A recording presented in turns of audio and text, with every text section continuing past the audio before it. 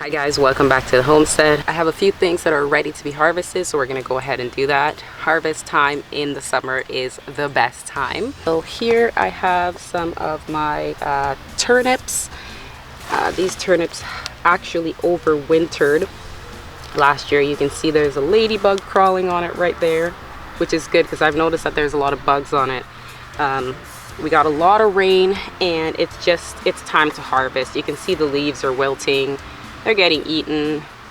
I can see bugs on here. So I'm gonna go ahead and harvest this, and then I'll plant some more turnips in here after I harvest. So let's see what we got. We only have a few of these because again, these were turnips that I planted actually last fall, and they overwintered in this pot here.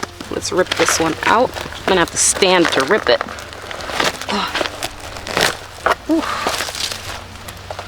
Look at this one.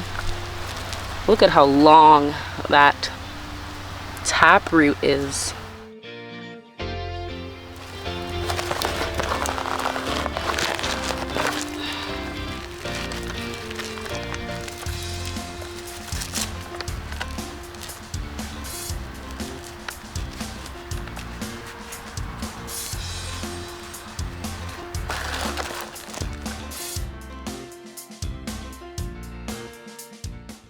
Before I plant anything else in my containers, I always amend the soil by adding in some composted goat and chicken manure. So I'll be going down the hill, I'll collect some composted goat chicken manure, and I'll toss it all in here, and then I can reuse the soil in here to plant whatever it is I need next. I'm also going to do some herb harvesting today because I want to harvest some basil and dill, as well as some peppermint and sage, and I want to dry those out, so I'll be harvesting some of that as well. Okay, so I'm just gonna dig in here and see how the potatoes look. I might be able to leave these a little bit longer, so I'm just gonna check the size of a couple of them and see how big they are. If they're not big enough, I'm just gonna leave them in here and harvest some more peas and my herbs. Let's just pull one of them out here.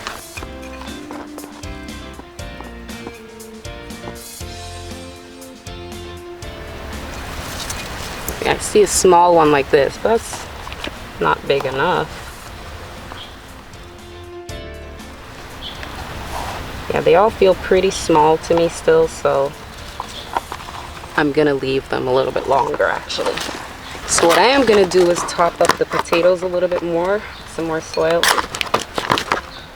This is called hilling the potatoes, which increases the yield.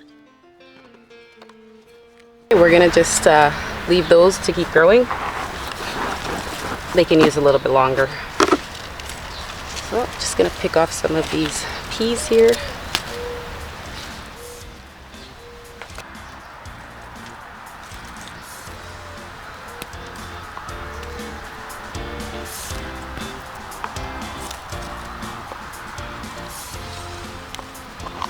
All right.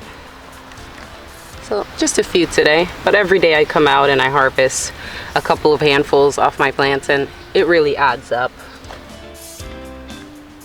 So I have a bunch of potatoes here that I cut off the eyes on, the potatoes that sprouted. These are just store-bought organic potatoes that I had in my pantry, and I usually pop them in pots and just grow them out because they're just free potatoes in the making. So all you have to do is basically cut them off, the potatoes, once they grow these little eyes. I always keep a little bit of the meat, just a bit of it on here, and then you just have to plant them in the soil. So all I'm doing is taking them and just popping them in the soil like this with the eyes up. I'm going to do about 3 or 4 per container. Then I'm going to top it off with some more soil like that.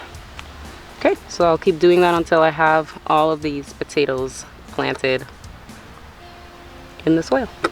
Okay, so I want to show you guys just a little sneak peek at my watermelon. They're doing so good. Okay, you can see one watermelon right there, and I have a couple more to show you. Can you spot the watermelon? There's another one. There's actually 2 of them hanging on this branch right here, and I have quite a few more of these bad boys growing down the hill as well. Okay guys, so let's get the Florida weave on because the tomatoes are starting to flop over. You can see how big and beautiful the beets are, but the tomatoes definitely need to be trellised. So let's get the Florida weave going and I'll show you how that works.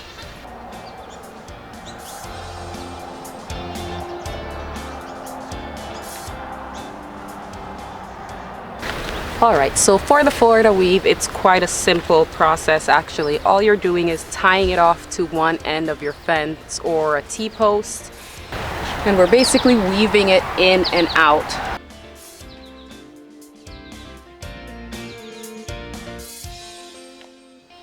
So all we're doing is taking the rope and we're going to go in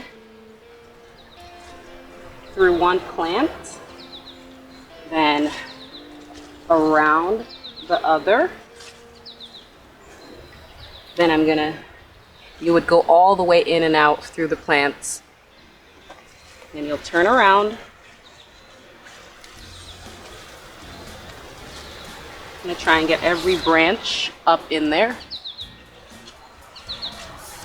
And then you're going back in and you're looping it over because you're making like a figure 8 in between.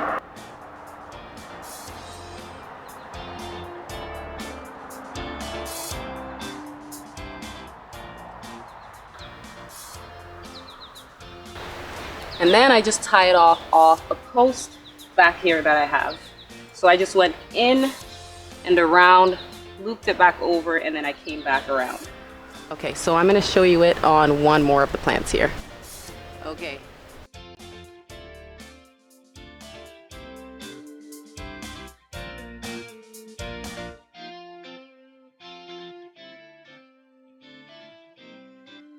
So I'm going around one plant, then the opposite way around the other plant.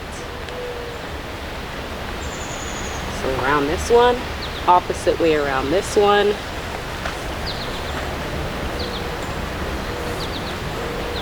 Now I'm going back the opposite way to create that figure 8. So I'm going to go this way. And I'm pulling it pretty tight.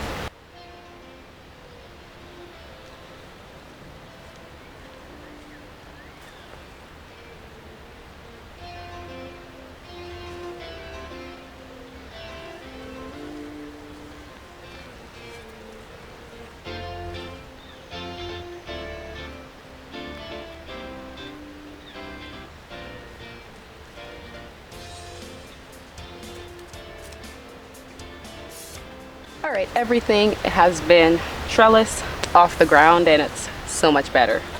Whew, it is so hot, I'm sweating. But let me show you how everything looks now that I've propped everything up.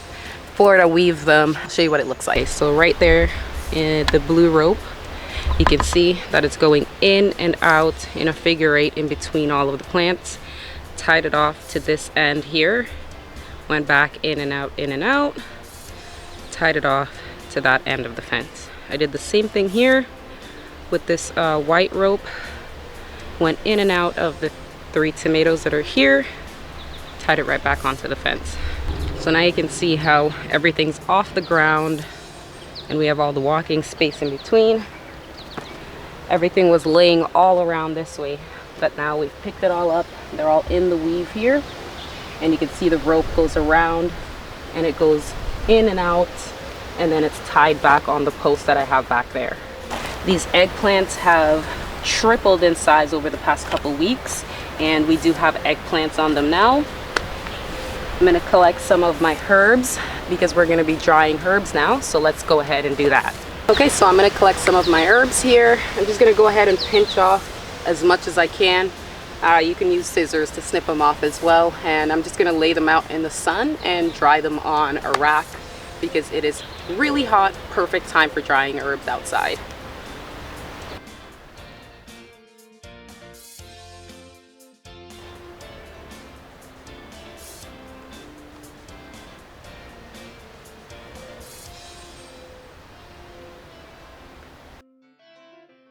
A bundle of sage. The beautiful bundle here. I'm also gonna collect some dill and basil. Okay, so here I have my basil that's in this container here, and I also have dill in this container. I'm gonna go ahead and harvest as much of them as I can. You can see the dill is already trying to go to seed. I've been trying to prevent that by cutting it off and letting it grow. I've already harvested off this quite a few times. So I'm gonna take off quite a bit more.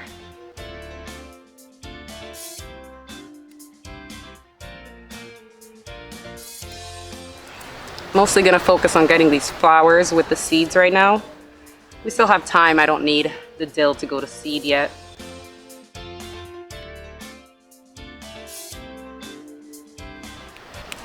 But this warm weather, now that we finally warmed up, it's got the dill really trying to go to seed now.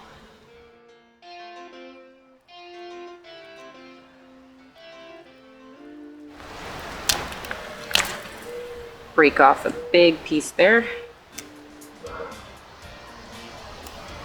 Okay, there we go. Got some dill. Now we're gonna do some of the basil. And you can see the basil's also trying to go to seed. So I'm gonna harvest pretty much this entire top part. And I'm just gonna give it a good rip. And don't worry, the basil will grow back. This is nothing.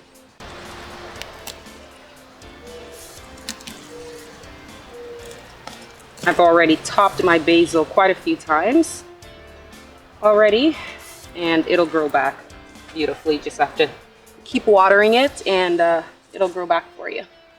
Okay, so I got my basil, dill, and sage. the herbs.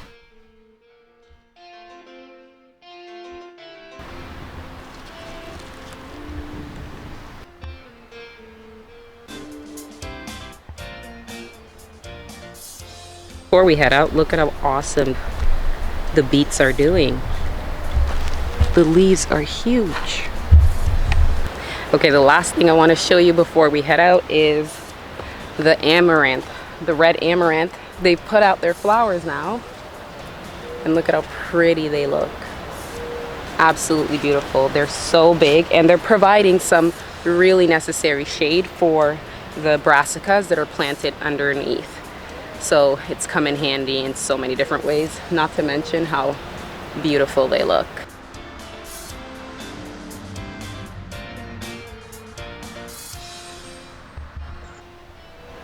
Okay guys, well, thank you for joining me for this video. Make sure you like, comment, and subscribe, and the best way to help me out on the channel is to just share it on social media.